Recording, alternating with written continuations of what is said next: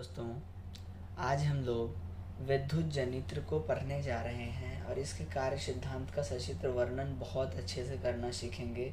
इस वीडियो को देखने के बाद आप इसे बहुत अच्छे से याद रख पाएंगे कि इसका कार्य सिद्धांत किस तरह से लिखना है। चलिए हम लोग इस वीडियो को स्टार्ट करते हैं। सबसे पहले विद्युत जनित्र क्या है इसको हम लोग लिख लेते हैं। देखिए बहुत सिंपल है इसका आंसर कि विद्युत जनित्र क्या होता है। देखिए वैसा संयंत्र जिसके द्वारा यांत्रिक ऊर्जा को विद्युत ऊर्जा में परिवर्तित किया जाता है यानी बदला जाता है, उसे हम लोग विद्युत जनित्र कहते हैं। जैसे देखिए हम लोग जनरेटर जो देखते हैं, जो हमारे यहाँ पहले चलता था, अब अभी भी शादी में देखते हैं तो जनरेटर ही चलता है। तो क्या है कि जब हम लोग उसमें डीजल या फिर पेट्रोल डालते हैं वो चलता है तो हमें विद्युत ऊर्जा देता है, यानी वो मुझे इलेक्ट्रिसिटी देता है जिससे हम लोग उपकरण को चलाने का काम करते हैं। यानी वैसी ऊर्जा, वैसा संयंत्र जिसके द्वारा यांत्रिक ऊर्जा को किस में, विद्युत ऊर्जा में बदला जाता है, उसे विद्युत जनित्र हम लोग बोलेंगे। ठीक है, अब हम लोग बात करते हैं इसके सिद्धांत की। तो ये किस सिद्धांत पे कार्य करता है? तो देखिए विद्युत जनित्र विद्युत चुंबकीय प्रेरण पर कार्य करता है, यही इसका सिद्धांत है। ठीक है, उसके बाद यह मुख्यतः कितने प्रकार का होता है? दो प्रकार का होता है। एक होता है सरल धारा डायनेमो, दूसरा होता है प्रत्यावर्ती धारा डायनेमो।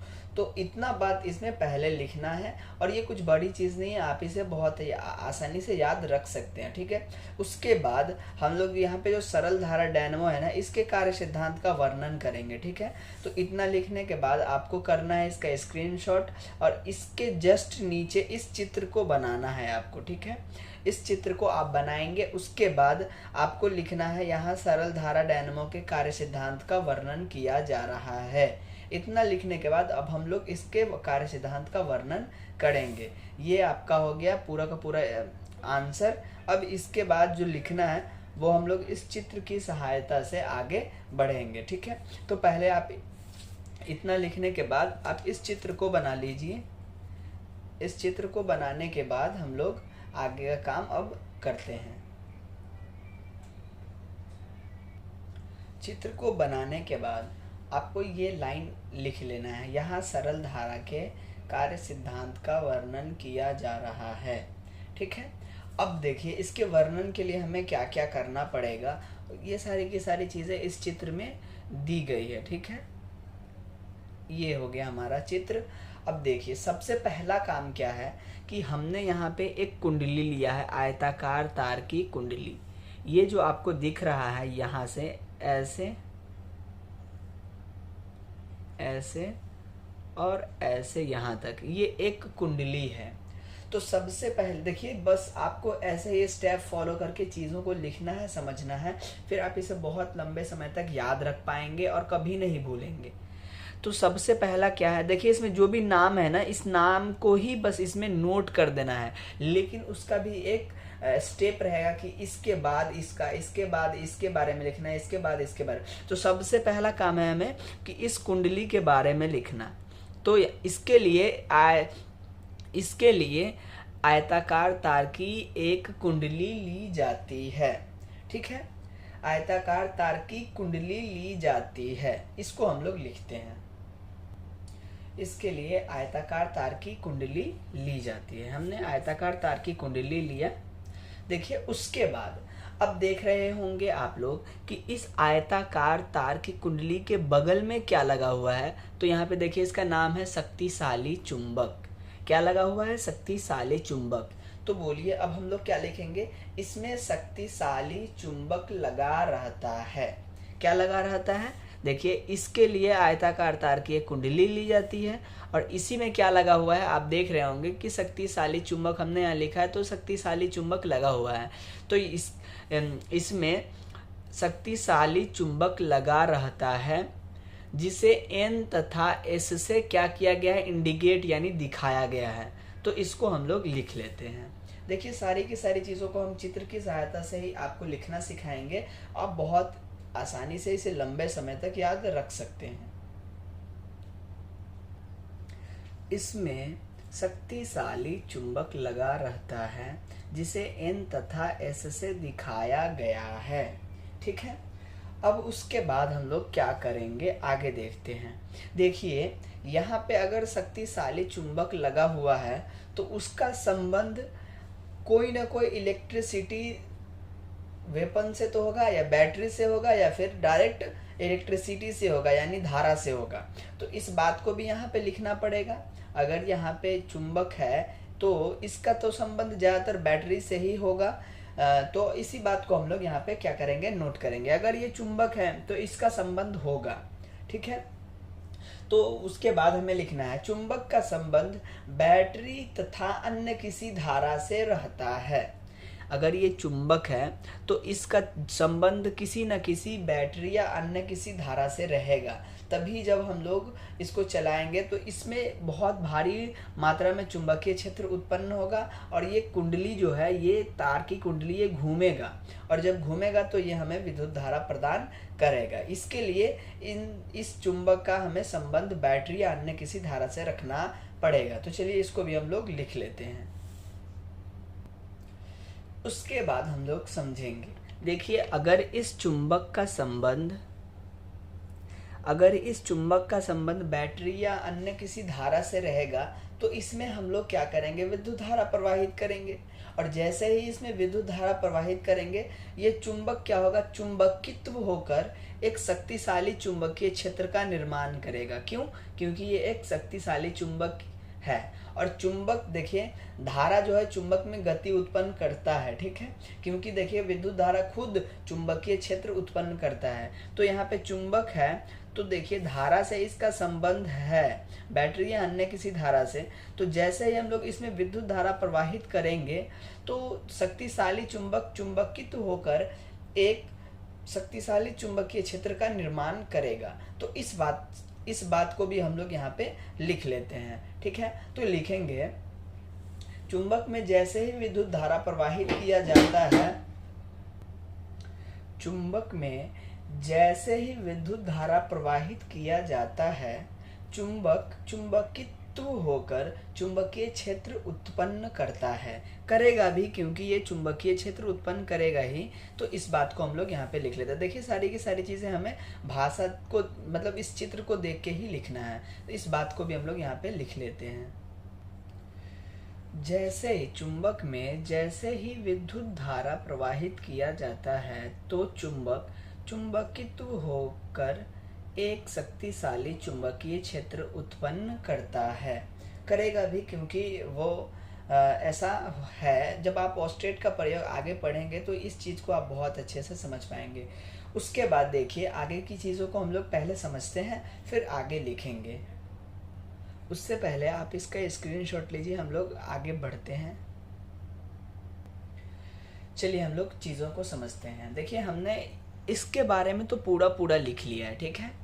अब हम लोग देख रहे हैं कि N और S ये बहुत दूर नहीं है, यानी N और S, N ध्रुव हो गया, ये S ध्रुव हो गया। यानी अब इसको हम लोग लिखने के लिए क्या इस्तेमाल करेंगे कि चुंबक के ध्रुव पास पास होते हैं, ठीक है, जिसके बीच में C1 AB तथा C2 DC दो कुंडली रखी जाती है। इस बात को हम लोग नोट कर लेते हैं। देखिए चुंबक के ध्रुव क्या है, यहाँ पे आप देख रहे होंगे कि ये पास पास में है, ठीक है। और उसके बीच में आप देख रहे होंगे कि C1 AB और C2 DC ये दो कुंडली है। क्यों? आयताकार तार की कुंडली, हमने इसको पहले ही बोला है। तो यहाँ से ये बीच से ऐसे है, तो ये दो कुंडली है। इसको इसमें व्यवस्थित किया जाता है या फिर रखा जाता है, इस बात को हम लोग नोट कर लेते हैं। व्यवस्थित किया जाता है, ठीक है। और देखिए इसी कुंडली को हम लोग क्या बोलते हैं, आर्मेचर, ठीक है। तो इस लाइन को भी हम लोग ऐड कर लेंगे। चुंबक के ध्रुव पास पास होते हैं जिसमें C1 AB तथा C2 DC दो कुंडली को व्यवस्थित किया जाता है। उसे ही हम लोग, कुंडली को ही हम लोग आर्मेचर कहते हैं, ठीक है। ये आर्मेचर है, कुंडली को ही हम लोग आर्मेचर कहते हैं। तो लिखेंगे जिसे आर्मेचर कहा जाता है। तो यहाँ तक आप बहुत अच्छे से समझ गए होंगे। देखिए हमने जो भी लिखा है सबको चित्र की सहायता से ही लिखा है। तो आप भी इसे बहुत अच्छे से याद रख पाएंगे। अब देखिए ये आर्मेचर है, राइट, ये क्या है आपका आर्मेचर है। हमने आर्मेचर तक पहुंच गया है कि C1AB और C2DC ये एक आर्मेचर है। अब आर्मेचर के ऊपर आपको क्या क्या दिख रहा है, तो आर्मेचर के ऊपर सबसे पहले आपको दिख रहा है, ये देखिए दिक् परिवर्तक, और साथ में बरस। क्या दिख रहा है आपको? बरस। देखिए ये वाला दिक् परिवर्तक है और ये वाला बरस है। तो दिक् परिवर्तक हमने इस तरफ लिखा और बरस यहाँ पे हमने इधर लिखा। तो हम लोग अब क्या लिखेंगे कि आर्मेचर पर दो दिशा परिवर्तक C1 C2, दिशा परिवर्तक C1 C2, क्योंकि ये वाला और ये वाला ये क्या हो जाएगा आपका दिशा परिवर्तक। हमने इसके यहाँ पे देखिए एरो दिखाया है और यहाँ पे इस पे हमने एरो दिखाया है। तो ये B1 और B2 बरस हो जाएंगे और C1 और C2 दिक् परिवर्तक। तो हम लोग क्या लिखेंगे, आर्मेचर पर दो दिशा परिवर्तक C1 तथा C2 एवं दो बरस B1 एवं B2 लगा रहता, कुचालक पदार्थ के रूप में लगा रहता है। ये कुचालक पदार्थ के रूप में लगा रहता है। इस बात को हम लोग यहाँ पे लिख लेते हैं। आर्मेचर पर दो दिशा परिवर्तक C1 C2, क्योंकि C1 C2 चित्र में दिशा परिवर्तक को इंडिकेट करता है, और तथा दो बरस B1 B2 कुचालक पदार्थ के रूप में लगे रहते हैं। B1 और B2 चित्र में बरस को इंडिकेट कर रहा है, ठीक है, ये बरस है, राइट। उसके बाद हम लोग आगे बढ़ेंगे, ठीक है, और चीज़ों को समझने का प्रयास करेंगे। देखिए हमने सभी चीज़ों के बारे में लिख दिया है। आयताकार तार की कुंडली के बारे में लिखा, चुंबक की शक्तिशाली चुंबक के बारे में भी हमने लिख दिया, दिक् परिवर्तक के बारे में हमने लिख दिया, बरस के बारे में भी हम लोगों ने लिख दिया है, ठीक है। तो अब सभी चीज़ों के बारे में जब हमने लिख दिया है, तब हम लोग लास्ट में लिखेंगे, जब आयताकार तार की कुंडली को किसके परिगत, T1 T2 के परिगत तेजी से घुमाया जाता है, तो पहले हम लोग इतना लिखते हैं। देखिए बहुत सिंपल है। देखिए क्या लिखेंगे, आयताकार तार की कुंडली को T1 T2 के परिगत तेजी से घुमाया जाता है, तो ये लिखना है। जब आयताकार तार की कुंडली को T1 T2 के परिगत तेजी से घुमाया जाता है, तो देखिए उसके बाद ऐसा करने से क्या होगा, अगर इसे घुमाया जाएगा तो बिंदु A और D के मध्य यहाँ पे आपको ये नहीं करना, ठीक है, हम समझाने के लिए आपको ये कर रहे हैं, ठीक है। बिंदु A और D के बीच विद्युत वाहक बल उत्पन्न होगा। क्या उत्पन्न होगा? विद्युत वाहक बल। और इसी विद्युत वाहक बल का उपयोग हम लोग विभिन्न प्रकार के स्रोतों को चलाने में करेंगे, और यही हमारा विद्युत जनित्र है, इलेक्ट्रिक क्या है, जनरेटर है, ठीक है। तो यही हमारा पूरा का पूरा आंसर होगा। तो क्या लिखेंगे हम लोग, घुमाया जाता है तो बिंदु A और D के मध्य एक विद्युत वाहक बल उत्पन्न होता है, जिसका प्रयोग हम विभिन्न प्रकार के स्रोतों को चलाने में करते हैं। इस बात को हम लोग लिखते हैं और ये प्रश्न हमारा कंप्लीट हो जाएगा। और ये हो गया हम लोगों का आंसर पूरा कंप्लीट, राइट। तो इस प्रकार से हमने इस वीडियो में विद्युत जनित्र को समझा है। देखिए मुझे आशा है कि अगर आपने वीडियो को पूरा देखा होगा तो फिर आपको आज के बाद कभी सरल धारा डायनेमो को पढ़ने की आवश्यकता नहीं होगी, विद्युत जनित्र को पढ़ने की आवश्यकता नहीं होगी, मुझे इतना पता है, ठीक है। अगर वीडियो आपको पसंद आया होगा तो वीडियो को ज़रूर से लाइक करें। अगर आप चैनल पे नए हैं तो चैनल को कर ले सब्सक्राइब, ताकि आने वाले मेरे सभी वीडियो को आप बहुत अच्छे से देख पाएँ और फिजिक्स को बहुत अच्छे आसान भाषा में समझ पाएँ, सीख पाएँ। मिलते हैं अगले वीडियो में, तब तक के लिए धन्यवाद।